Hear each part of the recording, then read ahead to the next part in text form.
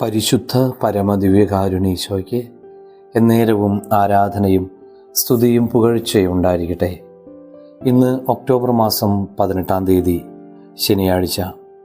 പരിശുദ്ധ അമ്മയുടെ മാധ്യസ്ഥം ഇന്ന് പ്രാർത്ഥിക്കാം.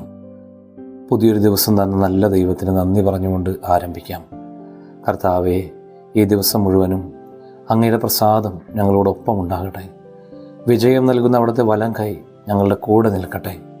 നമ്മുടെ എല്ലാ പ്രവർത്തനങ്ങളിലേക്കും ഈശോയുടെ സാന്നിധ്യത്തെ ആദരത്തോടെ നമുക്ക് ക്ഷണിക്കാം. ലൂക്കാസ് സുവിശേഷം 9-ാം അധ്യായം 20-ാം വചനം ധ്യാനിക്കാം. അപ്പോൾ അവൻ ചോദിച്ചു, ഞാൻ ആരെന്നാണ് നിങ്ങൾ പറയുന്നത്? പത്രോസ് ഉത്തരം നൽകി, നീ ദൈവത്തിൻ്റെ ക്രിസ്തുവാണ്.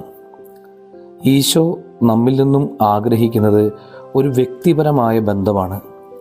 ആ ബന്ധത്തിലൂടെ മാത്രമേ ജീവിക്കുന്ന ദൈവത്തെ കാണാനും കേൾക്കാനും സാധിക്കുകയുള്ളൂ. കർത്താവെ, വ്യക്തിപരമായ പ്രാർത്ഥനാ ജീവിതത്തിലൂടെ അങ്ങയോട് അടുത്ത് ഇടപെടാൻ, അങ്ങയുടെ ഹൃദയത്തോട് ചേർന്നിരിക്കാൻ ഞങ്ങൾക്ക് കൃപ തരണമേ എന്ന് പ്രാർത്ഥിക്കുന്നു. എല്ലാവർക്കും നല്ലൊരു ദിവസം ഉണ്ടാകട്ടെ. നമ്മുടെ കർത്താവ് ഈശോ മിശിഹായുടെ കൃപയും പിതാവായ ദൈവത്തിൻ്റെ സ്നേഹവും പരിശുദ്ധാത്മാവിൻ്റെ സഹവാസം ഉണ്ടാകട്ടെ, ഇപ്പോഴും എപ്പോഴും എന്നേക്കും. ആമേൻ.